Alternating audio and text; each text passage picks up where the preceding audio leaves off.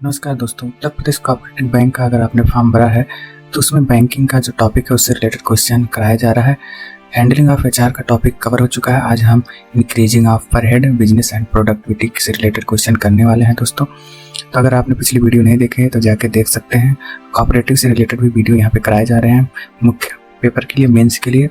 तो चलिए शुरू करते हैं। सबसे पहला क्वेश्चन, बैंकिंग में क्रॉसिंग सेलिंग का सबसे सटीक उदाहरण क्या है?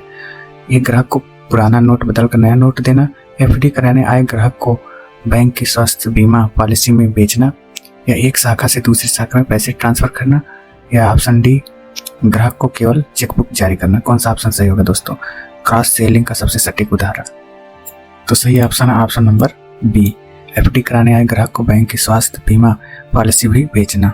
अगले क्वेश्चन पे आते हैं। ऑप्शन है यहाँ पे, मौजूदा ग्राहक को उसकी मुख्य सेवा के अलावा बैंक के अन्य प्रोडक्ट्स बेचना क्रॉस सेलिंग कहलाता है। अगले क्वेश्चन पे आते हैं। पर एम्प्लॉय बिजनेस यानी प्रति कर्मचारी व्यवसाय बढ़ाने का सबसे सीधा तरीका क्या है? बैंक की कार्यावधि को 24 घंटे कर देना, बैंक में और अधिक क्लर्क भर्ती कर लेना, डिजिटल बैंकिंग को बढ़ावा देना ताकि रूटीन काम ऑटोमेटिक हो और स्टाफ बिजनेस बढ़ाने पर ध्यान दे सके, ग्राहकों से अतिरिक्त चार्ज वसूलना। तो दोस्तों इसमें से कौन सा ऑप्शन सही है? तो option number C, digital banking को बढ़ावा देना ताकि रूटीन काम ऑटोमेटिक हो और स्टाफ बिजनेस बढ़ाने पर ध्यान दे सके। अगले क्वेश्चन पे आते हैं। यहाँ पे देखिए, डिजिटल माध्यमों से समय बचता है जिससे स्टाफ उत्पादों कार्यों में लग पाता है। अगले क्वेश्चन पे आते हैं। क्वेश्चन नंबर 3, यदि किसी बैंक शाखा का कुल business deposit plus advance 100 crore रुपया है और वहाँ कुल 10 कर्मचारी हैं तो प्रति कर्मचारी व्यवसाय कितना होगा? 1 करोड़, 10 करोड़ रुपए, 50 लाख रुपए या फिर 100 करोड़ रुपए, कितना होगा दोस्तों? तो सही ऑप्शन है 10 करोड़ रुपए, ऑप्शन नंबर बी। अगले क्वेश्चन पे चलते हैं। बैंक में प्रोडक्टिविटी का अर्थ किससे लगाया जाता है? बैंक की बिल्डिंग कितनी बड़ी है, न्यूनतम इनपुट में अधिकतम आउटपुट प्राप्त करना, शाखा में पूरे दिन में आने वाले कुल दर्शकों की संख्या, कंप्यूटरों की कुल संख्या। प्रोडक्टिविटी का अर्थ किससे लगाया जाता है दोस्तों? सही ऑप्शन कौन सा है? तो सही ऑप्शन है बी, न्यूनतम इनपुट में अधिकतम आउटपुट, बिजनेस और मुनाफा प्राप्त करना। कम से कम संसाधनों का उपयोग करके ज्यादा से ज्यादा और सटीक काम करना ही उत्पादकता कहलाता है। अगले क्वेश्चन पे आते हैं। ग्रामीण क्षेत्रों में काम करने वाले यूपी कोऑपरेटिव बैंक के स्टाफ के लिए पर हेड बिजनेस बढ़ाने का सबसे अच्छा साधन क्या है? किसानों को केवल नगद लेन देन तक सीमित रखना, किसान क्रेडिट यानी कि केसीसी, स्वयं सहायता समूह या एसएचजी और सरकारी योजनाओं जैसे पीएम या फिर कुसुम को बढ़ावा देना, बड़े या ऑप्शन नंबर सी, बड़े कॉर्पोरेट घरानों को बिना गारंटी के लोन देना, या डी, लोन बांटना पूरी तरह से बंद कर देना। कौन सा ऑप्शन सही होगा दोस्तों? तो सही ऑप्शन होगा ऑप्शन नंबर बी, किसान क्रेडिट कार्ड, स्वयं सहायता समूह और सरकारी योजनाओं को बढ़ावा देना। कोऑपरेटिव बैंक का मुख्य आधार ग्रामीण और कृषि क्षेत्र है, इसलिए केसीसी और एसएचजी बिजनेस बढ़ाने के सबसे बड़े माध्यम है। अगले क्वेश्चन पे आते हैं। अपसेलिंग से क्या तात्पर्य है? ग्राहक को उसकी जरूरत से कम मूल्य का प्रोडक्ट बेचना, ग्राहक को उसकी इच्छा से अधिक महंगे या उच्च श्रेणी के प्रोडक्ट के लिए राजी करना, जैसे सामान्य खाते की जगह प्रिविलेज खाता खोलना। ऑप्शन नंबर सी, किसी दूसरे बैंक के प्रोडक्ट को बेचना, डी, केवल चेक बाउंस करना। कौन सा ऑप्शन सही होगा दोस्तों?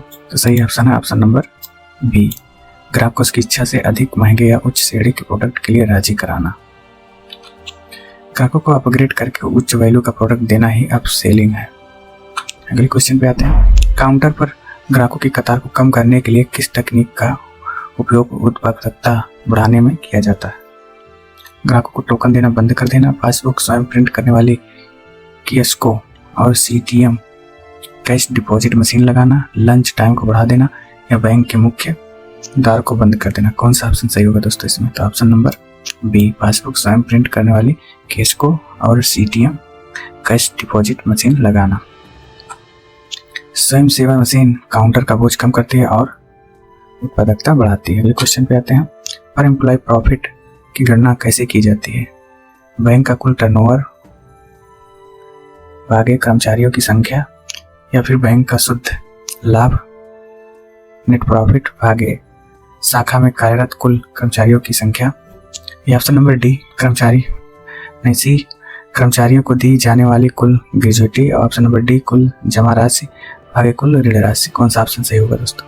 प्रति कर्मचारी लाभ की गणना कैसे की जाती है? ऑप्शन नंबर बी सही होगा दोस्तों। बैंक की शुद्ध लाभ भागे शाखा में कार्यरत कुल कर्मचारियों की संख्या। अगले क्वेश्चन पे आते हैं, इसका व्याख्या देख लेते हैं। शुद्ध लाभ को कुल कर्मचारियों की संख्या से भाग देने पर प्रति कर्मचारी लाभ प्राप्त होता है। अगले क्वेश्चन पे आते हैं, टाइम मैनेजमेंट के तहत एक मैनेजर को अपने स्टाफ के रूटीन कार्यों को कैसे व्यवस्थित करना चाहिए? हर काम के लिए कोई समय सीमा तय न करना, महत्वपूर्ण और अर्जेंट कार्यों जैसे लोन क्लोजर रिकवरी को प्राथमिकता देना और गैर जरूरी कागजी काम को दिन के अंत में करना, सभी काम क्लर्कों को छोड़ देना और खुद मॉनिटरिंग ना करना, केवल फोन कॉल्स पर पूरा दिन बिताना। कौन सा ऑप्शन सही होगा? तो ऑप्शन नंबर बी, महत्वपूर्ण कार्यों को पहले दिन काम करना। व्याख्या में देखते हैं, कार्यों का वर्गीकरण ही बेहतर टाइम मैनेजमेंट और उत्पादकता का कुंजी है। अगले क्वेश्चन पे आते हैं, प्रति व्यक्ति उत्पादक बढ़ाने के लिए कर्मचारियों को दिए जाने वाले स्मार्ट लक्ष्यों में आर क्या अर्थ है? आर का क्या अर्थ है? रिजाइड या रियलिस्टिक या रैंडम या फिर रिवार्ड? कौन सा ऑप्शन सही है दोस्तों? तो सही option number B, realistic. Smart का full form specific, measurable, achievable, realistic और टाइम बाउंड होता है। लक्ष्य ऐसे होने चाहिए जो हकीकत में पूरे किए जा सकें। अगले क्वेश्चन पे आते हैं, आपकी शाखा में कैश काउंटर पर हमेशा बहुत लंबी लाइन लगी रहती है जिससे कैशियर थक जाता है। अन्य ग्राहकों को लोन की जानकारी देने के लिए स्टाफ को समय नहीं मिल पाता। उत्पादकता बढ़ाने के लिए आपका क्या कदम होगा? कैशियर को तेजी से काम करने के लिए डांटना, ग्राहकों को बैंक के एटीएम, पासबुक प्रिंट मशीन और मोबाइल ऐप का उपयोग करना सिखाना ताकि काउंटर पर भीड़ कम हो सके, लोन का काम पूरी तरह से बंद कर देना ताकि केवल कैश का काम हो सके, या ऑप्शन नंबर डी, ग्राहकों से कहना कि वे किसी दूसरे बैंक में चले जाएं। तो इसे ऑप्शन नंबर बी सही होगा दोस्तों। 12 पे आते हैं, एक किसान आपके कोऑपरेटिव बैंक में अपनी फसल का पैसा निकालने आता है। प्रति व्यक्ति व्यवसाय बढ़ाने के लिए आपके स्टाफ को क्या करना चाहिए? उसे केवल पैसे देकर तुरंत काउंटर से विदा कर देना, उसे डांटना कि वह व्यस्त समय में क्यों आया, उसे पैसे देने के साथ साथ बैंक की कम ब्याज वाली ट्रैक्टर लोन योजना या सरकारी दुर्घटना बीमा योजना के बारे में बताना, उसे जबरन बैंक में नया खाता खोलने के लिए मजबूर करना। तो सही ऑप्शन होगा ऑप्शन नंबर सी। अगले क्वेश्चन पे आते हैं, बैंकिंग में प्रति कर्मचारी व्यवसाय की गणना कैसे की जाती है? शाखा का कुल डिपॉजिट प्लस कुल एडवांस यानी लोन भागे शाखा में काम करने वाले कुल कर्मचारियों की संख्या, केवल कर्मचारियों के मिलने वाले कुल सैलरी, बैंक में आने वाले कुल ग्राहकों की संख्या, या कर्मचारियों द्वारा बैंक में बिताए गए कुल घंटों की संख्या। दोस्तों से सही ऑप्शन कौन सा होगा? प्रति कर्मचारी व्यवसाय की गणना कैसे की जाती है? तो ऑप्शन नंबर ए सही होगा। शाखा का कुल डिपॉजिट प्लस कुल एडवांस यानी लोन, शाखा में काम करने वाले कुल कर्मचारियों की संख्या।